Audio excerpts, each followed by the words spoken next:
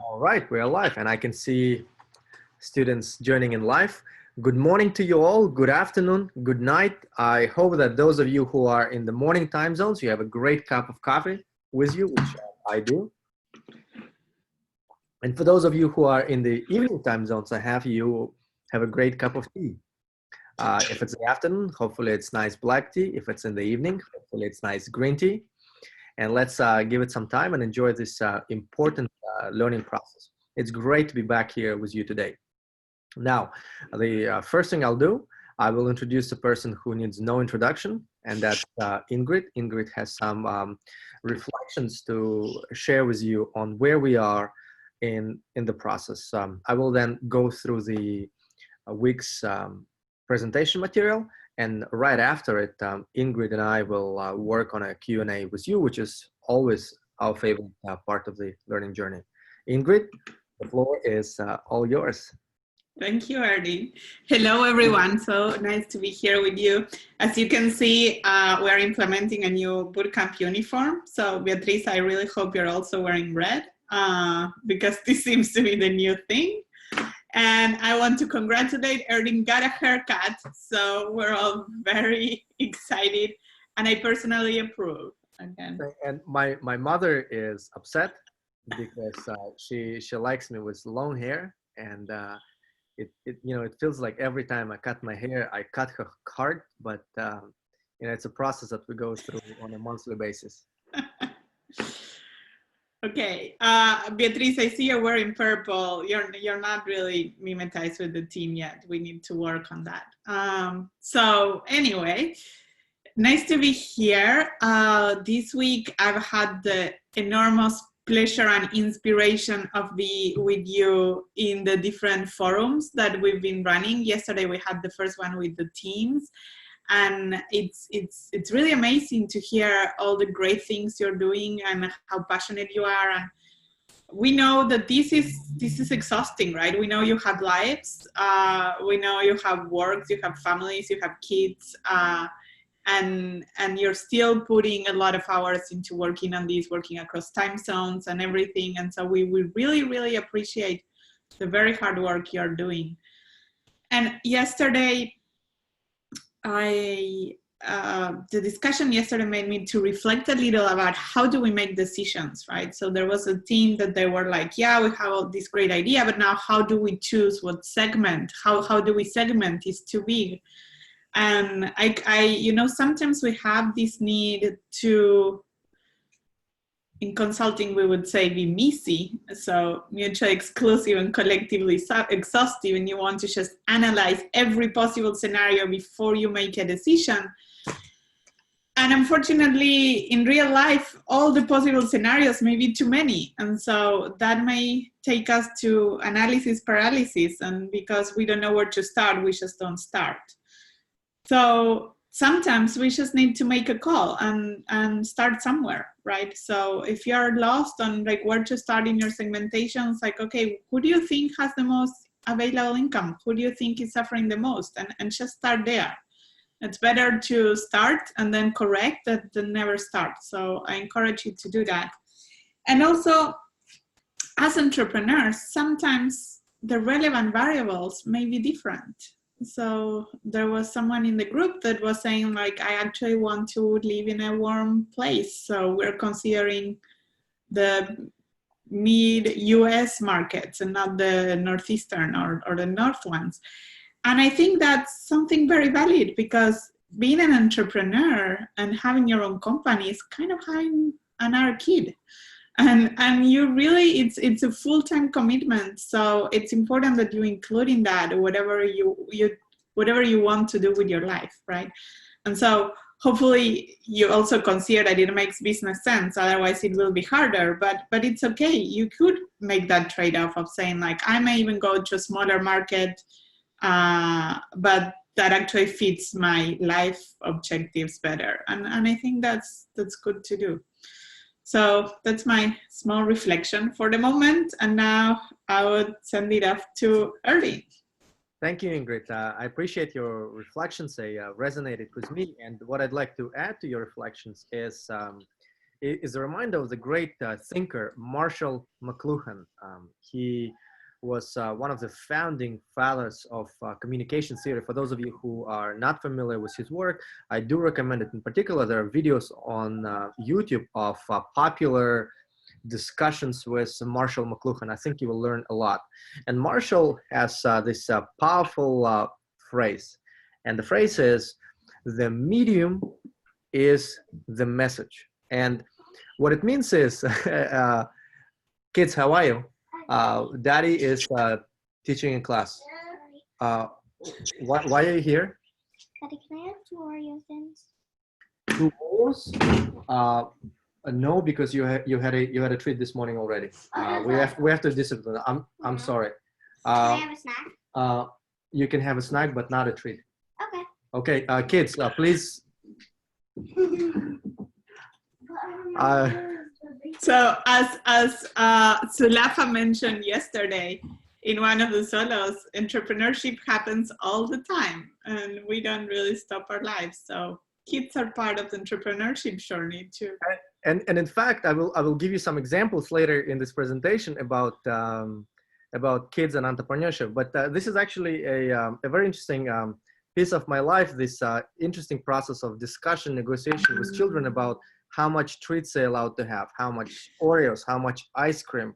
And I can tell you, it is very, very difficult to tell your daughter in front of a class that no, she cannot have an Oreo because she had an Oreo yogurt. But you know, I think discipline is freedom. But back to Marshall McLuhan, you know, the statement that the medium is the message is that the way you deliver a certain message is more important than the message itself. And what I mean to say by that, in our example, you know, the online bootcamp teaches entrepreneurship. But for us, we believe to teach entrepreneurship in a way that is right, we have to teach entrepreneurship in an entrepreneurial way. I don't believe you can teach entrepreneurship in a way that is not entrepreneurial.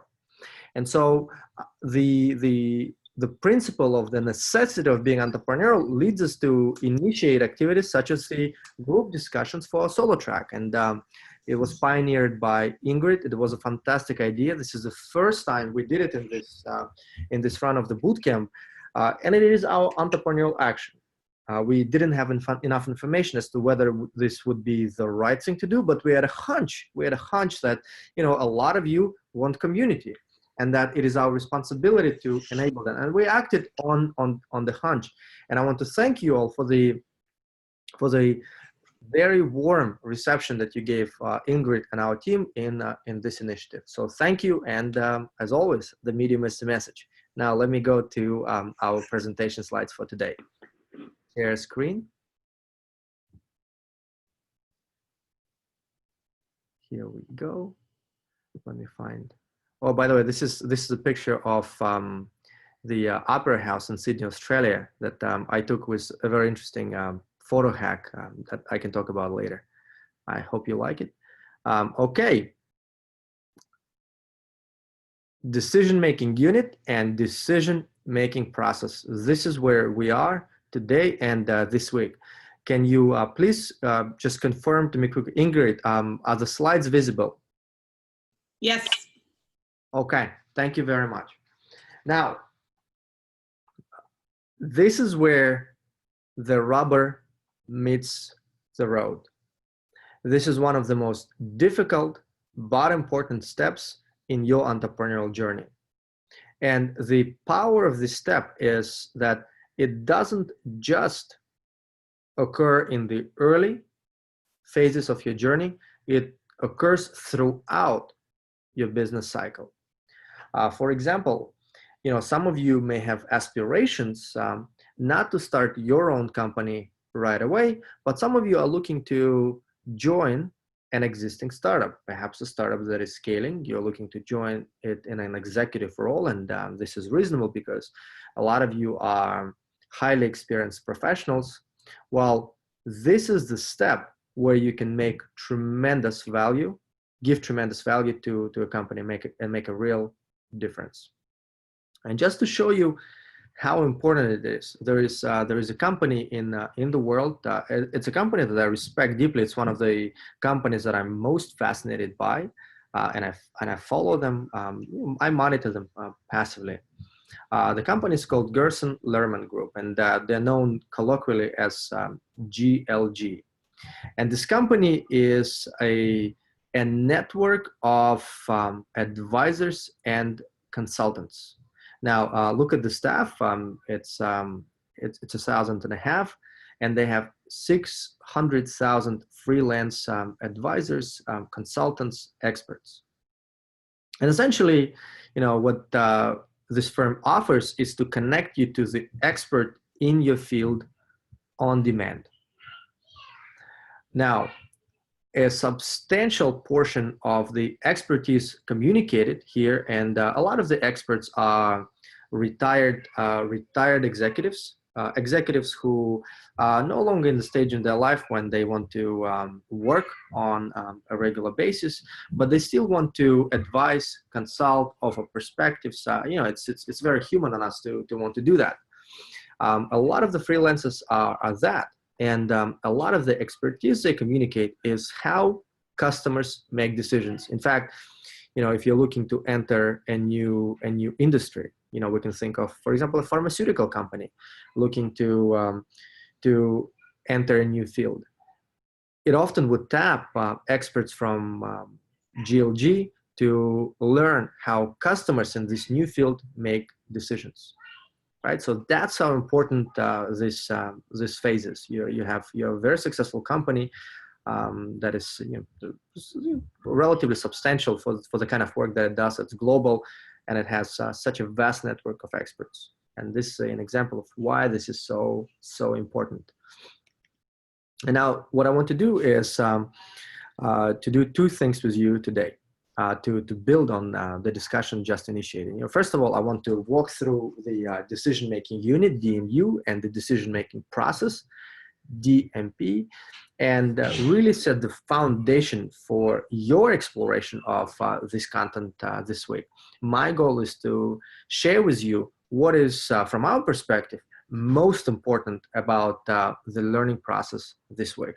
And then, as always, we are going to engage in some Q&A. I'm going to skip review of your work this week so that we can give more time to the Q&A. Ingrid and I want to engage with you together. But as always, there is always a hidden agenda, and I want to communicate to you books that I read, research that I study, that I want to share with you, and to connect it to the learning in the course. And so recently, just by sheer chance, I read a book by John Swokla and Mitch Cohen, who are partners at the Big Four auditing firm, PricewaterhouseCoopers. And in fact, John Swokla was a faculty member at Harvard Business School for more than a decade. They conducted research at PwC on what makes self-made billionaires. What makes them? What are the building blocks of a self-made billionaire? And this is an interesting question. What are they like? What do they do? How do they think? And how is it different from what we do today? And what can we learn from them? And I really I didn't know about this book. I saw it by chance. I was waiting for a meeting with Eric Van Hippel at Sloan, and I was sitting outside of his office waiting for him to finish his meeting with a student. And that book was just in a please take me a box on a table.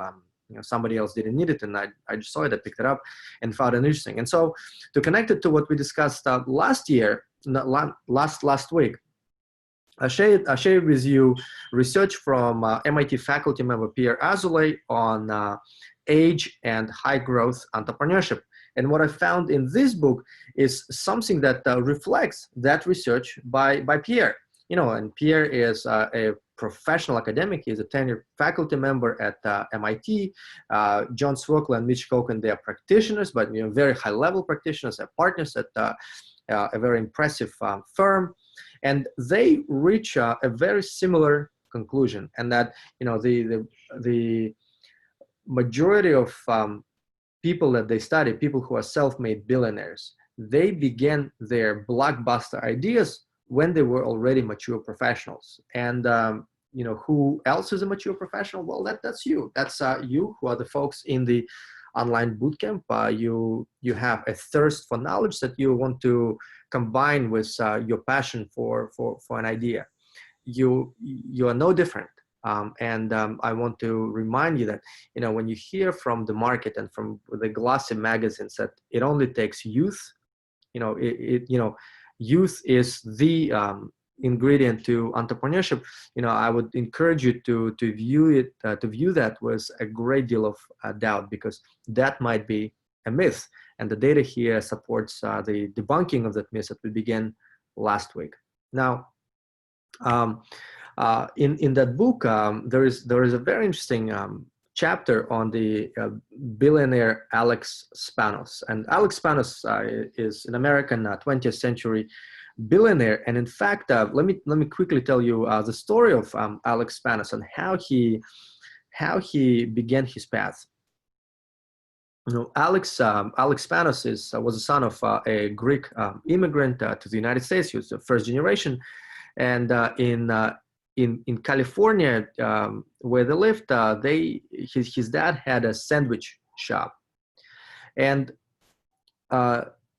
Alex began recognizing, he had a hunch that there would be a need to serve ready-made sandwiches to migrant farm workers who came to the California Sun Valley during farm season to harvest fruit and other crops. And so he would make sandwiches that he would distribute to them. And so the first innovation was the ready-made sandwich.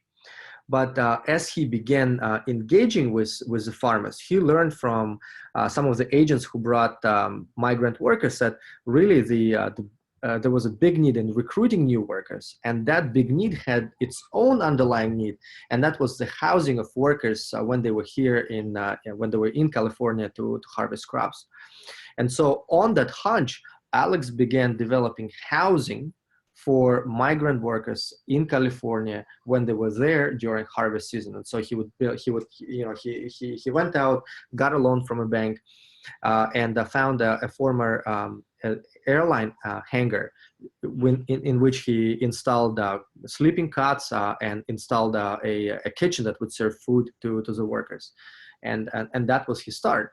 And then there is a story in the book that I encourage you to look at a story of how Alex Spanos looked to buy a certain savings and loans bank. And the story is told by his son, who says, well, we spent 3 minutes and no, it's not 3 minutes, 3 hours in that meeting with bankers and executives of that savings and loans bank. And they spent 3 hours describing convoluted data, offering convoluted statistics, this terminology and that terminology. At the end of the 3 hours, Alex Spanos asked the following question. Well, the executives and the bankers opened up the discussion, and they said, well, sir, do you have any questions? And, when you're presented with so much data by ostensibly very smart individuals, I think it's very easy to be sort of intimidated, especially when you feel like you don't understand something, right? It is very easy for people to internalize it and to kind of blame themselves for not knowing what they're hearing versus having a proactive mindset of really understanding the essence. And so Alex Spanos said, well, I spent 3 hours sitting in the chair listening to you guys, and I want to ask the question that I asked in the beginning of the meeting, and I want to ask it again. And that is, does this company make money? And Alex Spanos' son describes the scuttle in the meeting, and really the majority of the people in the room couldn't really answer that question. And so Alex Spanos got up and said, well, when you know the answer to this question, does this company make cash? Give me a call. And they left the meeting. And so John Swerkler and Mitch Cohen, the authors of the book, they summarize that incident as, Alex Spanos epitomizing the ability to cut to the core of an issue, not being lost by the noise of information, infoxication, statistics. And, in fact, it draws a parallel to Steve Jobs, who also had this cut to the core mindset. And the reason I'm bringing this up to you is that this is what we're looking to do in the Online Entrepreneurship Bootcamp, to give you the ability to cut to the core. Obviously, there is a lot of knowledge to learn. Entrepreneurship is a complex craft, but there are elements to it which are essential. And this is what we want to convey to you. This is essential so that you can cut to the core in your initiatives. And I can tell you that the DMU and DMP are very much a core of your entrepreneurial undertaking. Now, I also often give you examples of innovation from that I see in my life. And actually, this is my daughter Maria, who just asked for an Oreo. And I want to give you an example of a user innovation. What you see on Maria now is a Beanie Baby. I'm not sure if they're popular outside of the United States. They're very popular with kids in the United States. And this is a little animal. And in fact, for kids, Beanie Babies are collector items. I think Maria has 25 Beanie Babies, and when I travel for work, I try to find a Beanie Baby that she doesn't have, and each Beanie Baby has a name, and each Beanie Baby has a role in the community of Beanie Babies. It really makes a difference for the kids. And I'm still trying to understand what problem the Beanie Baby solves for Maria.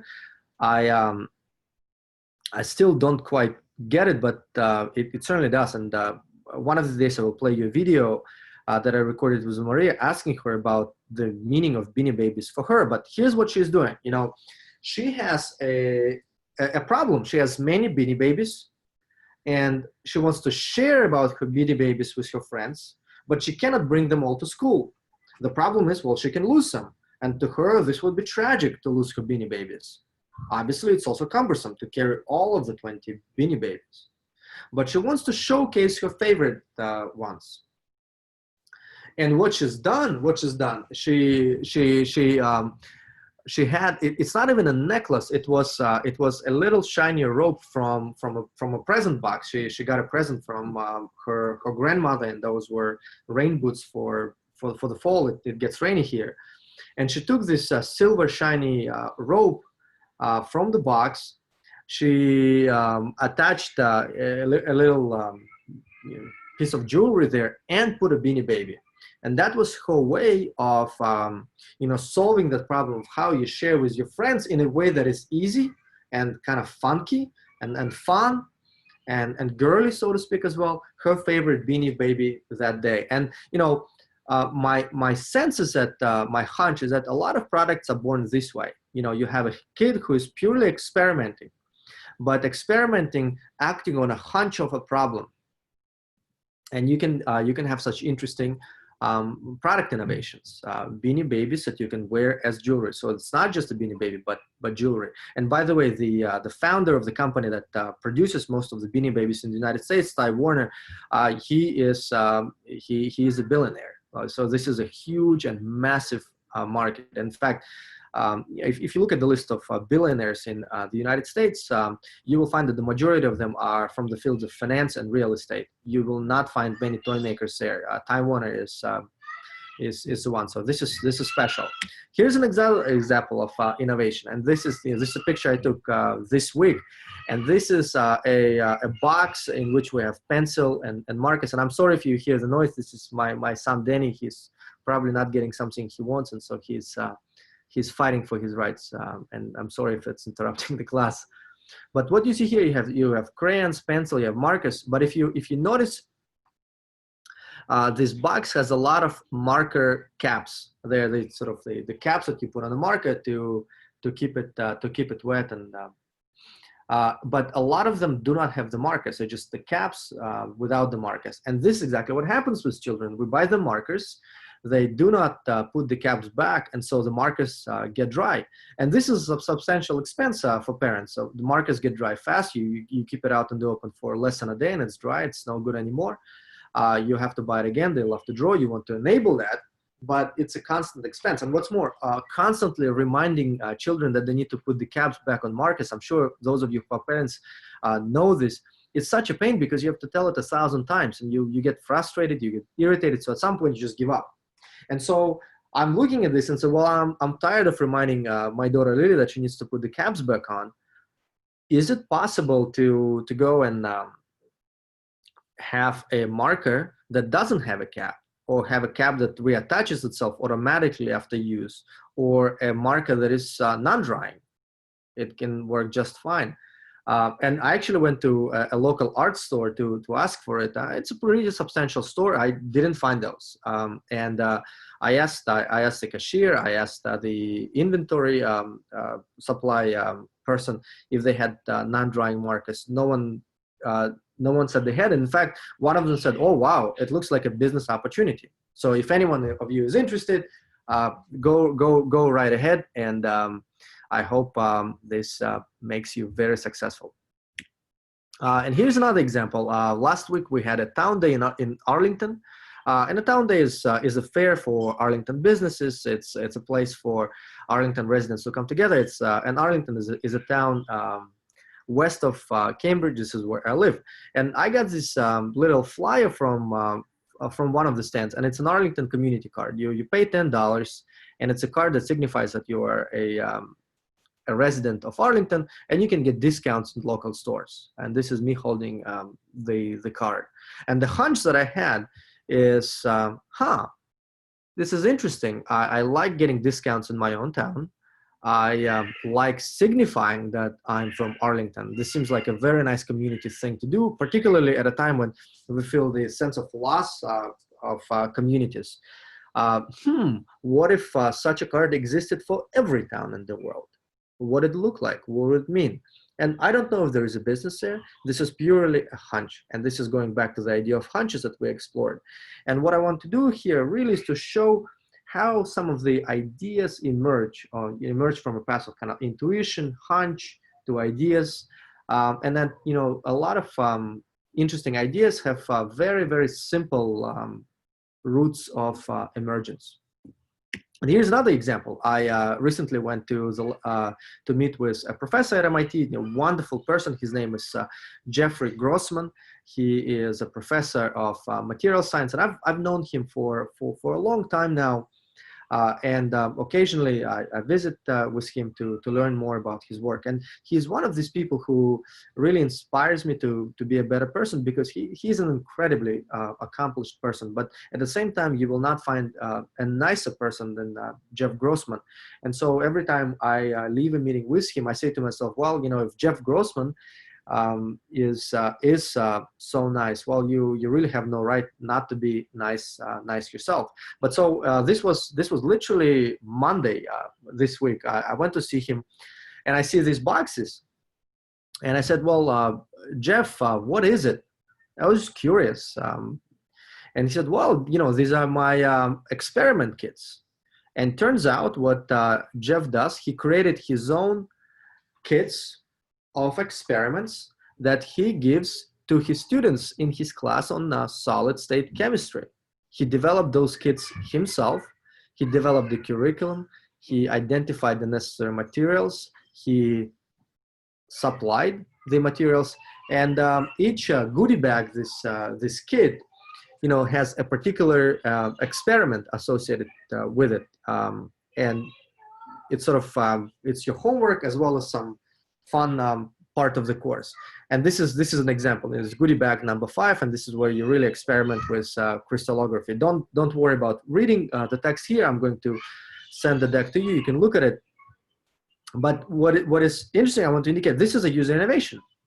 This is an MIT faculty member solving his own problem. His problem is, it is hard for students to learn science in a way that is not tangible and in a way that is not fun. Well, how can you make it fun and tangible and combine it with homework? And this is what he did. He solved his own problem. And I asked him, hey, Jeff, you should be starting a company doing that. And he said, and he kind of brushed it off, and he probably wouldn't, because he is such a busy person. He leads very important research. I doubt he will find time. So he solved his own problem. He's not looking to diffuse the innovation via the market. He's diffusing it peer-to-peer, if you go back to the field of use innovation, but not via the market. Peer-to-peer, he's sharing it with other colleagues, he's sharing it with students. These kits are free for the students.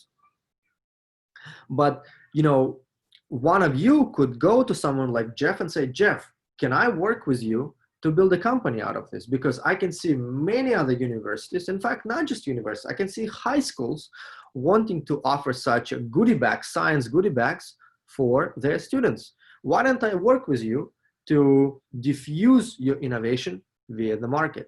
And so this is a user innovation and an example of how you can be thinking about building a company based on a user innovation. It doesn't have to be yours. It can be someone else's user innovation. But this is an example. At any rate, let's proceed on to DMU and DMP. So let me remind you what the key questions of the bootcamp are. And they are, am I solving a real problem? Do I have a superior solution? And can the venture make money? We are beginning to make the inroad into, can the venture make money? The DMU and DMP are essential for this question of the bootcamp. And in a moment, I will explain how. Now, a lot of you ask, how much research to do at every step? How much more time should we spend on market segmentation? Should we make our market segmentation perfect?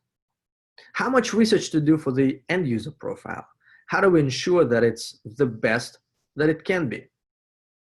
This is a question that you ask, and it's a very natural question for entrepreneurs to ask. And that is because entrepreneurs tend to be individuals who do not like mediocrity. In fact, one of the propelling energies for you to want to be entrepreneurs, it's possible that you want to lead a professional life of excellence.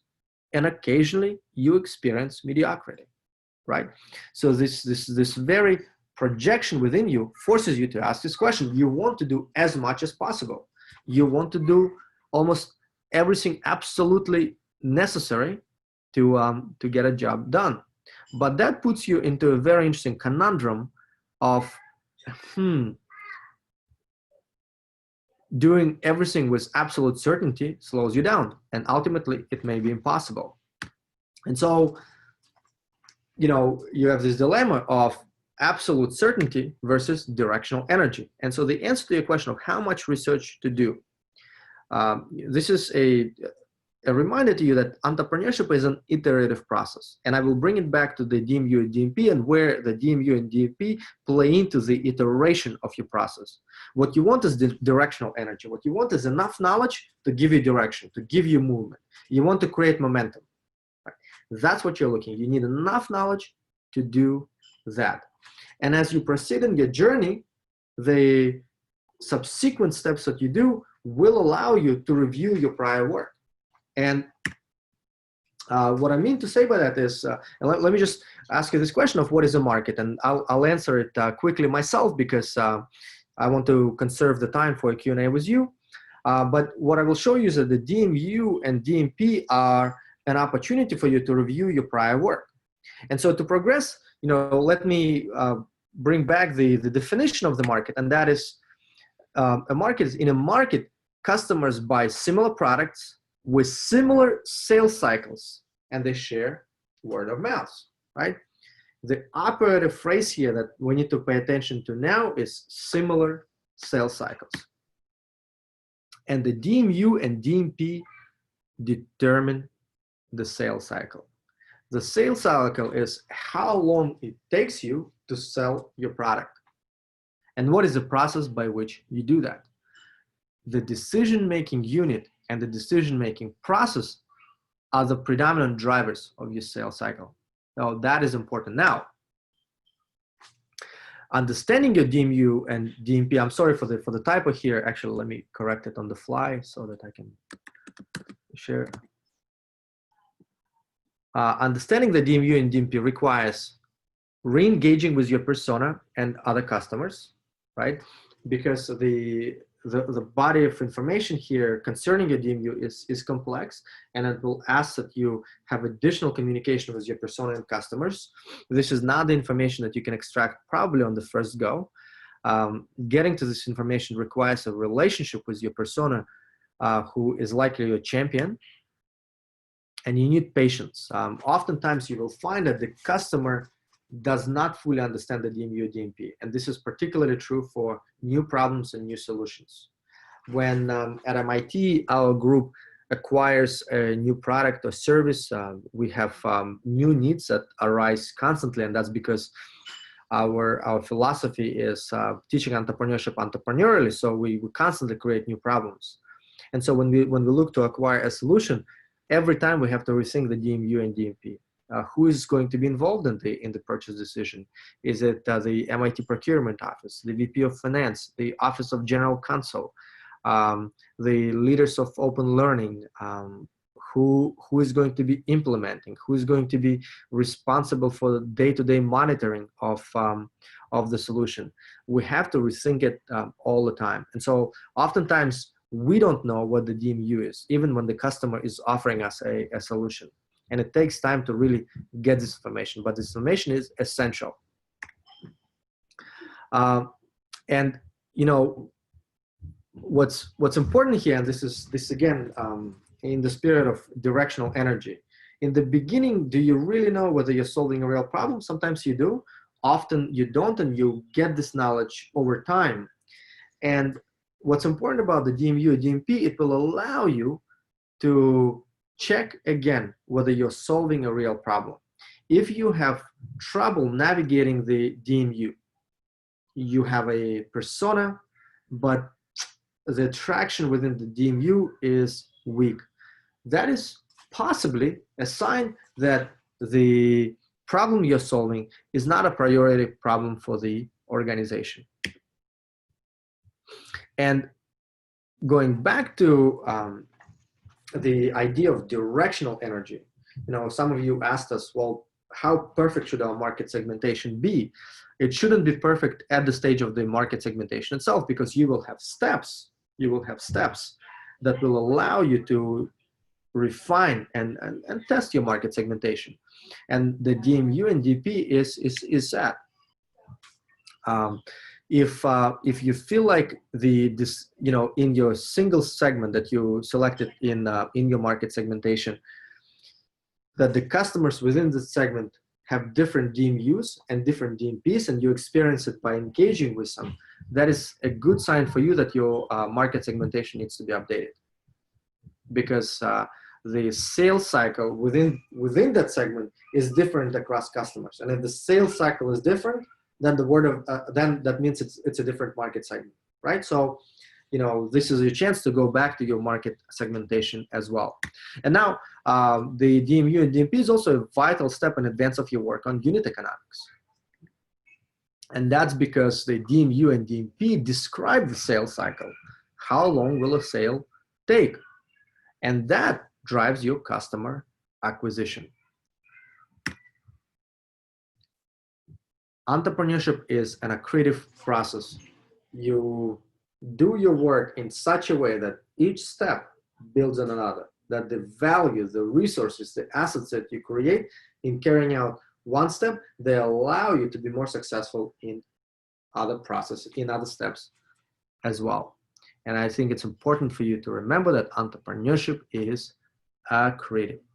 Well, now I want to thank you. I want to thank Ingrid. And on to Q&A. Let me leave the slideshow.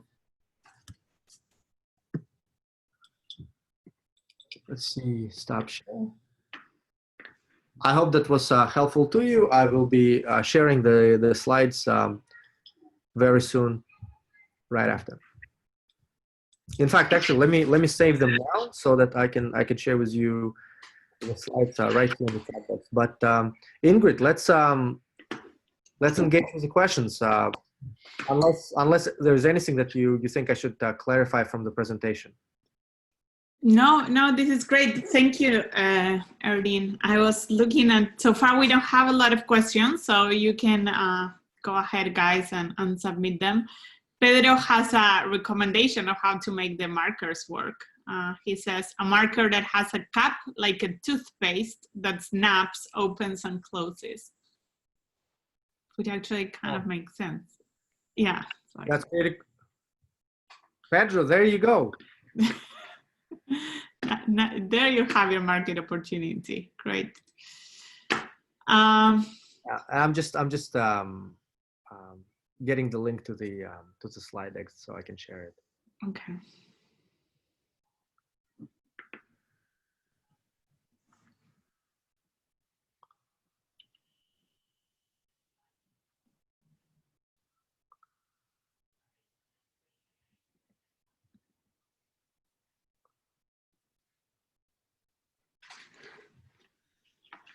So while Erdin does that, we have a different question from Stan Mann, and he's asking for a real world example of DMU and DMP.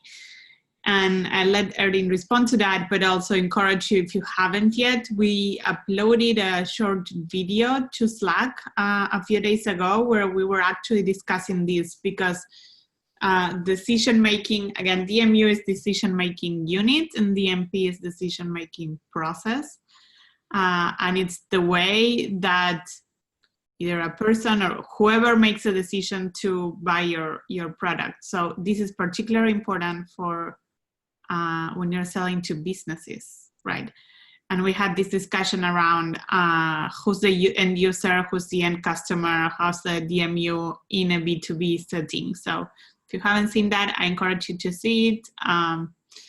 And Erdin, do you want to give another real world example of DMU and DMP? Why don't I use the example of our group, MIT Bootcamps? I think that's important to show how we operate and what the relevance is of the framework for our work. So, for example, in our non-virtual bootcamps, those are the bootcamps that we conduct in person in different parts of the world. Our next bootcamp is in Australia. For those bootcamps, we run a procedure. There is an admissions process.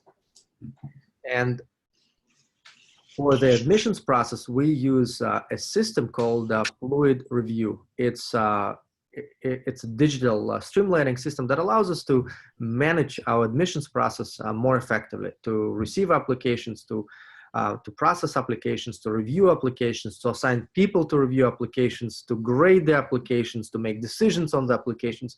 It's a complex supply chain of decision making, and to make it effective, we need software. Now we licensed the software from a company called Fluid Review, and the decision making process was quite complex actually, because we needed that software.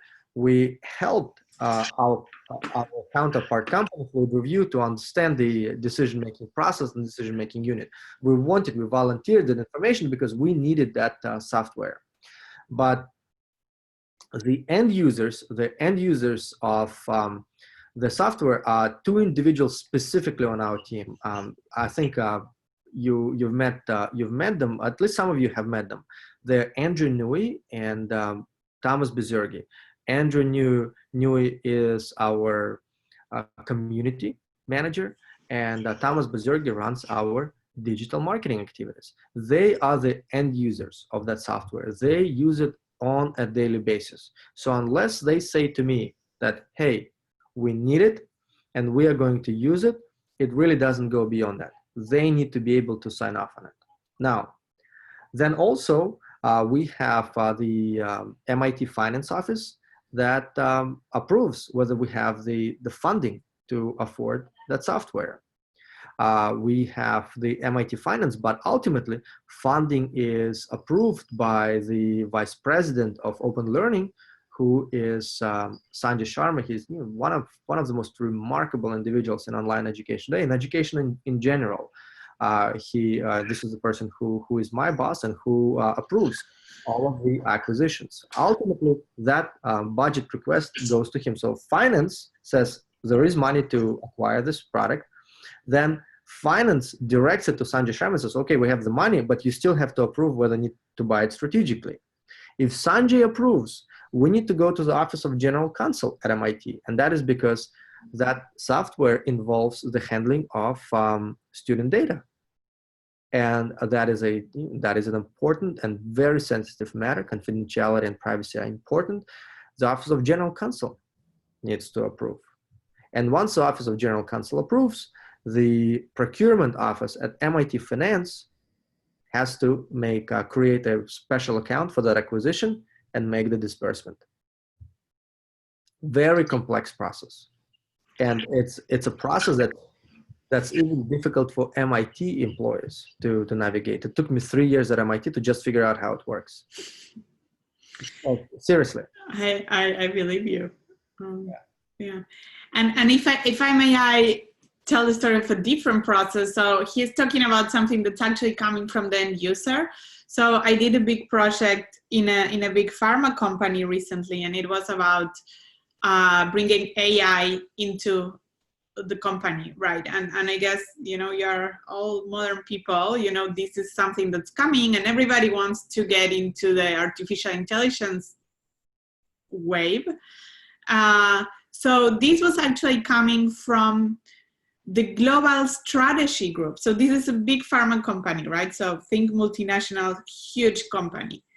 This was actually coming from the global strategy group, and the global strategy, it's disconnected from the countries. So in multinationals, you have a global team that has some like global strategy and operations, something like that, support functions mostly, and then the countries are different. So in this case, this was an initiative pushed by global strategy, and we were involving the countries, but not that much. We were involving the countries, but not necessarily the actual end user, which I agree it's a problem, but this is how a lot of companies also work, right? So what we were looking for, we were trying to understand the product and how it will actually help the end user. And the fact that it helped the end user, it's important, but to be honest, the end user was not the one being consulted. This was a top-down initiative because it was decided it was strategically important to get this. And so, well, eventually it would be important for the end user to use the product and enjoy it. They were not the ones being consulted in this project. So this is tricky whenever you're working with big companies, and the smaller the company, the less annoying, I call it. But it works like this. Like there's a lot of different, and we were working with different potential suppliers that were startups, and I remember feeling kind of sorry for them because they didn't know like all this complication that was happening, and in the middle of all that, it was us, right? It was a consulting firm managing the process. So, the consulting firm was the one recommending. So while they were not making a decision, we were a very important part of the piece. So whenever you go into big business, these things can happen, and you just need to understand how it works. There's also smaller examples like Erdin and Maria and buying Oreos or not, right? That's also a decision-making unit that's not in B2B. It's a little more simple, but could also be complicated. Right, and this is where the expertise really comes in, and this is where expertise is nurtured. If you're really looking for an executive role at a startup company, this is where you can make the difference. That is because there are no market research reports that tell you how customers in particular companies make decisions. I can guarantee you there is no market research report that says this is how MIT makes purchasing decisions. And there most certainly won't be a market research report that is encompassing and updated. And that is because the environment changes on a regular basis. And you collect your expertise by understanding the customer and decision-making process. Now, let me also offer a more simple example. Decision-making, DMP and DMU exist, as Ingrid indicated, also for consumer markets. Yes, we talk about B2B, and in B2B it is particularly important but it exists in B2C. For example, I'll give you a story from my life. Very recent events. My wife decided to take a leave of absence from her work to be with our kids, and that is because we have 3 kids, and our babysitter is leaving soon, and that's because it's very difficult to be with 3 kids and one babysitter. And so over the last 18 months, we've had several babysitters, and now we find it's so difficult for us to to sustain this level of change for our kids. We want more stability for them. And so my wife said, well, you know what, I really should take a leave of absence. Well, what does it mean? It means that our household income will decrease dramatically as a result. And now I have to be much more disciplined in small purchasing decisions that I make. Instead of buying lunch at work, now I'm thinking, okay, what can I do to bring lunch to work? Let's see if we can save money here. And now for simple decisions such as, hey, do I buy lunch at work? I'm no longer the single decision maker. I'm also thinking of my wife, Ellen, as she's now a member of the DMU, and she might not be explicitly a member of the DMU every time, but she is influencing my decisions. And my DMU, my DMP, suddenly, because of this life change, changed. And actually, that's a window of opportunity for entrepreneurs where the DMU, DMP changes, right? I hope this helpful. I hope this was helpful, Ingrid. Yes, definitely. Thank you so much. So Rishi is asking for a little more detail on the photographic method mentioned regarding the Sydney picture. You know what? Let me send it to you next week. I can talk more about it next week. It's actually a pretty interesting example of user innovation. But basically, what I did, and let me share the picture. That's a good question. Let's give it some time. I hope you don't mind. I'll show you the desktop. This picture was actually taken on my iPhone, and what I did, I turned my iPhone into a DSLR camera by buying a DSLR lens, 50 millimeter Nifty 50 they call them, and finding a way to mount it on an iPhone. And I thought the result was pretty cool. I can talk about it more later. Thank you for asking. So another question is, at what point are we supposed to figure out if what we're working on can be turned into a profitable business? This question is coming from Mike Taye. Right. So great. Thank you for asking. Well, this is where you're beginning to figure this out. The longer the sales cycle, the higher is your cost of customer acquisition. And that is because time is money. And the more time you spend to sell a product, the more cost you incur in salaries, for example. And so you should be testing your sales cycle at this stage. How long will it take us to sell the product? What is the associated cost? What does this mean to us in terms of our unit economics and the difference between COCA and LTV? And this is what you will study next week. And this is really the beginning of the answer to the question. Now, this is going to be a fun part of your work, because if you find that the DMP and the associated sales cycle is long, you can be asking creatively, well, what can we do to decrease the DMP? What can we do to change the DMU? And your innovation really can be in that domain. That can be your differentiator. Great, thank you. So Sulafa is asking, the noises and distractions are a lot. One moment we think we have our end user, and the next we're distracted and are thinking about other markets. How do we ensure our focus? We still do not have a clear vision of our end user profile, and we keep changing it. So let me ask you this. Do we choose the end user profile according to our solution, or do we choose our solution according to our end user? Wow, that's a deep question. Let me take a moment to think about it. And Ingrid, let's please reflect on it together, because this question is deep. First thing I'll say is, some element of open-ended navigation early in the process is necessary. You are exploring. One of the contributions of the field of design thinking to the field of entrepreneurship is this notion of divergence and convergence. And in the process of innovating, you continuously diverge and then converge, diverge and you converge. What you're doing now, you are diverging, and a moment for convergence will come. Often you need to force that moment of conversion, and this is where your entrepreneurial discipline comes in. But I'm struggling to find specific examples of where innovation was born out of the end user or where a solution was applied to an end user. Ingrid, do you have thoughts? If you have thoughts, that will give me a moment to think through it.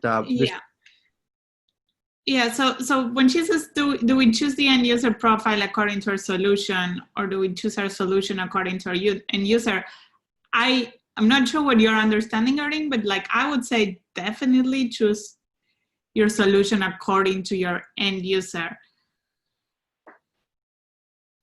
I think there's two answers to this question. One is how do we do it in life, and another one is how do we do it in this course, right? And so Sulafa was yesterday in the forum, so I actually know what they are struggling with. So they are working on how to, their problem is moms that have to quit their jobs in order to take care of their kids. So that's a huge problem, right? And they it's such a big problem that every time you have a new interview, you find a new pain point and you just want to go deeper in that. So my recommendation is in the course, make a choice and keep going. So at this point in week 5, choose one segment, choose one specific problem. If it's, I don't know what you were discussing, but if it's like how to give income or how to support them in the cooking or whatever, one specific problem and keep going. Because what we want in this course is not to like solve the world, but go through the process. Now, in real life, you'll have to use your hunch. Again, as I mentioned at the beginning, we don't want to get stuck in analysis paralysis, right? So when you're going into problems that are this big, just, I would say somehow use your intuition of what seems that has more potential and start going there. And if it doesn't, then you can come back and you can review. But again, you're never going to be able to make a decision with 100% of the information. That just does not happen in the world of business.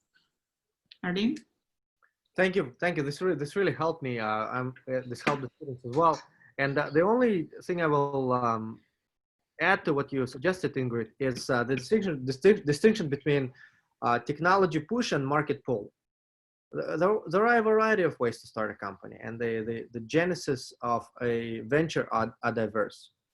They ultimately all come to this central meeting point of what is the problem that you're solving. But the beginnings can be diverse, and MIT is well known for technology push. In fact, the company that I had the privilege of co-founding from MIT, Ubiquitous Energy, that company was based on a breakthrough technology, and that technology was a technology that allowed the deposition of solar cells on any kind of surface. And at the time, together with our co-founders, Vlad Bulovich, a professor at MIT, Miles Barr, his PhD student who generated this technology, and Bart Howe, who was at the time a student at Harvard Business School, we asked, well, who needs that? And we needed to find an end user who would need this technology that allows solar cells on any kind of substrate. And if you look at the company, the end user today is, is from a company perspective, that's a glass company putting solar cells on windows. And so we found our path this way. But then you can have another MIT team, and we have a team called Human that will be profiling actually next week in the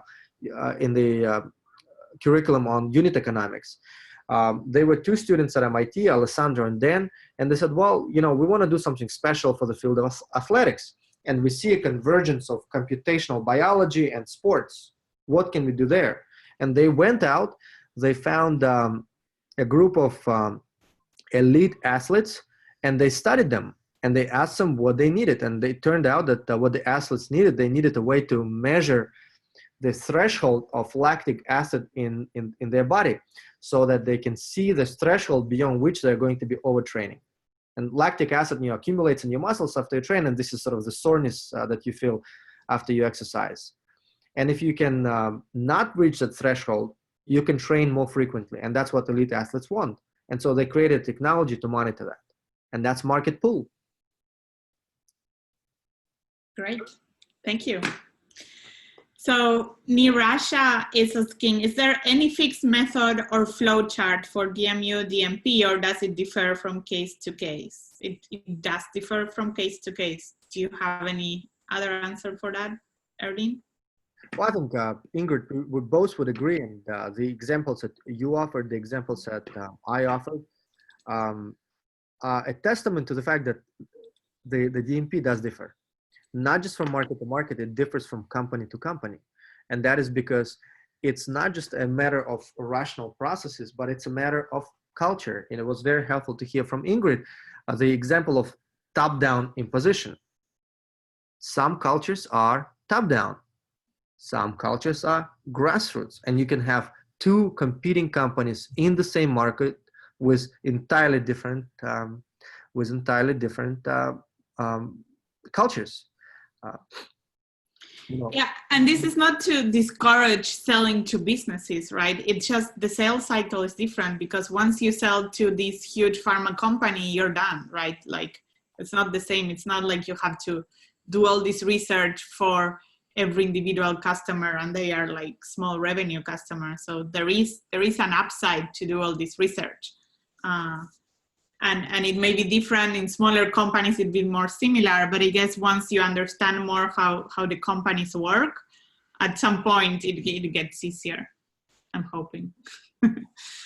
Okay, then Ali is asking, when you work on your pricing at this stage, should you only be doing it for one unit, so one basic item, one basic service you will sell, or should you be doing it more elaboratively? For several services, you will be selling packages of 10 packs, unlimited access, etc.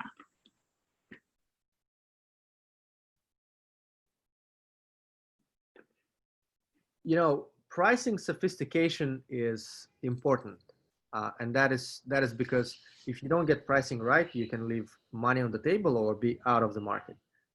But sophistication in pricing is necessary later in the process. What you're looking to establish now is, is a customer with a painful problem that is a priority? And can you navigate the decision-making unit with a decision-making process that is streamlined enough for you to make profit? It is unlikely that you will answer that question with sophistication in pricing. It is very unlikely. Pricing is an optimization process. What you're looking to do is to find raison d'etre for your existence. And when you find it, that's when you optimize it. So not yet. Fair, Ingrid, what would be your reflection?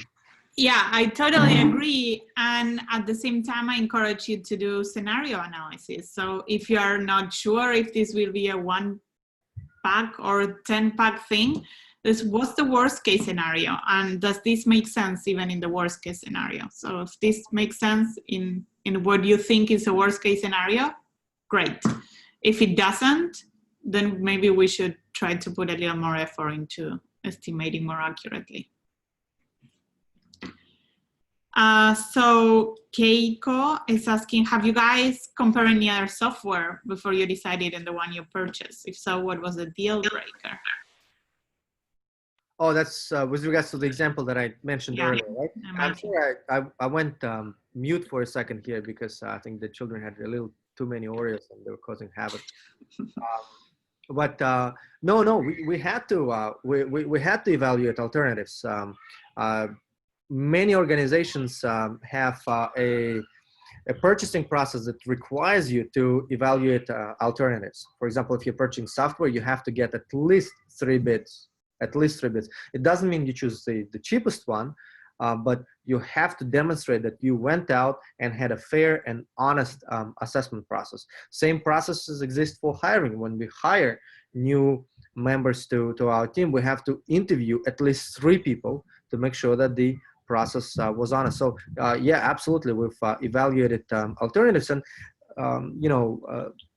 the company found itself in a lucky position that was really the only one currently that was providing the service that we exactly needed. We needed service that is just right, that is customizable. We're constantly refining our process. Therefore, we need a software tool that we can change easily ourselves. And they were the one. So good for them. Yeah, and knowing this process is part of what you need to know about the decision-making unit, right? If you need to know if are they asking quotes for 3 companies, 10 companies, no other company, am I the only one? So that's a good things to know. So Andrea is asking, do we have to think in both decision-making unit and decision-making process, or the business idea can have just one of them? No, these steps are symbiotic, right? The decision-making unit is who is involved in making the decision. And the decision-making process is how within that unit the decision is made. Who is championing the cause? Who is going to be playing a blocking role? Who is going to be playing the analytical role? Who is going to be playing the supporting role? In what sequence does it happen? How long does it take? Who has the most power? Who has veto power? So the 2 units of action are inseparable here. Thanks. And Pedro Neves has a follow-up to that. Is it 1 DMU per product? If I were to apply this on my corporate job, can I do this for an internal product or solution? Most certainly. Most certainly. I think, for those of you who are in corporate jobs now, I think this is where you can elevate your game even further by understanding how your company makes decisions. A lot of our success at MIT is determined really by our ability to understand MIT. Seriously, to be successful at MIT, you have to spend at least 3 years at MIT just to know how the organization works. And so when you know the ins and outs, when you know the processes, when you have the relationships with people, with different members of the DMU, that's essential. Different members of the DMU. Then you can accelerate your action. So I do think your study of this module will allow you to be more successful in your jobs now, which would be really a great outcome of this module for us. Great, thank you. And so Henrik is asking us to see the question faster here. So can you let me know if you mean by I just show you the question from Philip Ye, if that's what you mean. So Philip Ye is asking, for the case of B2C, says involve the husband, the finance minister, and the wife, the home minister. If the target market is the wife, how do we reconcile with the finance minister? Let me understand the question a little more again. Let me just read it again and think about it. I think he's considering the husband, the CFO, and the wife, the COO. And then he's wondering how do you target the COO while considering the CFO? Well, I think the situations in which the husband is the CFO are extremely rare. That's first.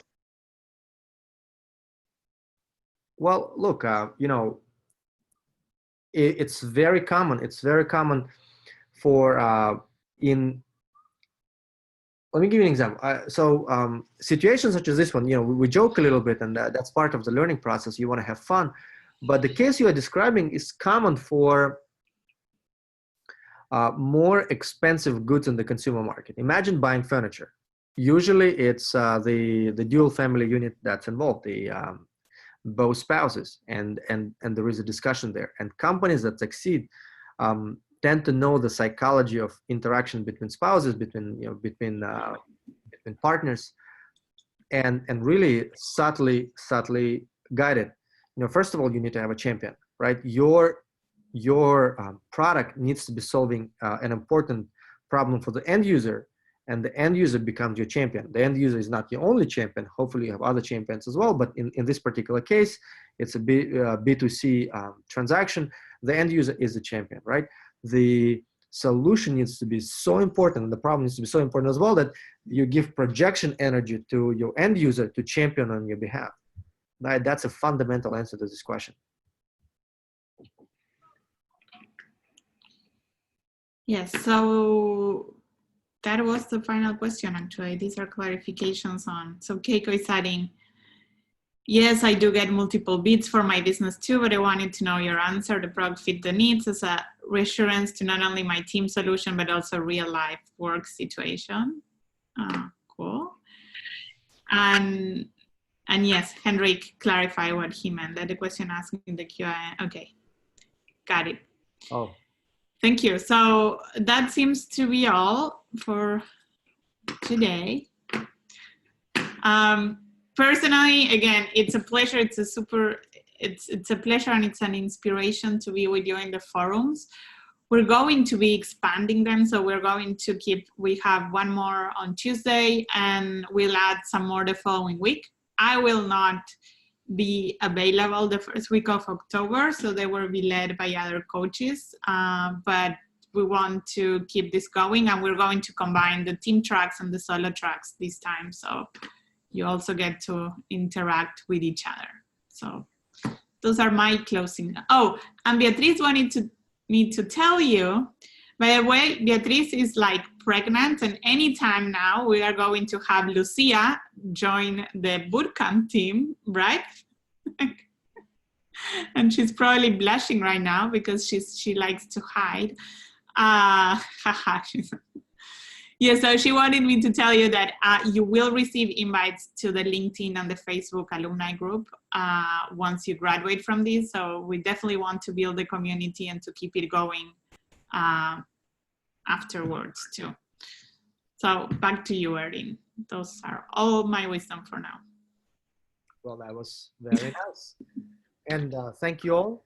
It's a pleasure as always to work with you. And really I want to emphasize the thought that really I had while speaking to you today, not before the webinar, and that is this module can help you become better at your jobs now.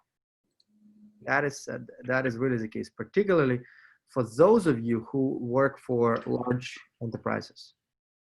So, take it to heart, take it in strides, have fun with it, and have a great weekend. Have a great weekend. It's a beautiful time of year. I'm sure in the world, fall is a very special time. We're preparing for the year.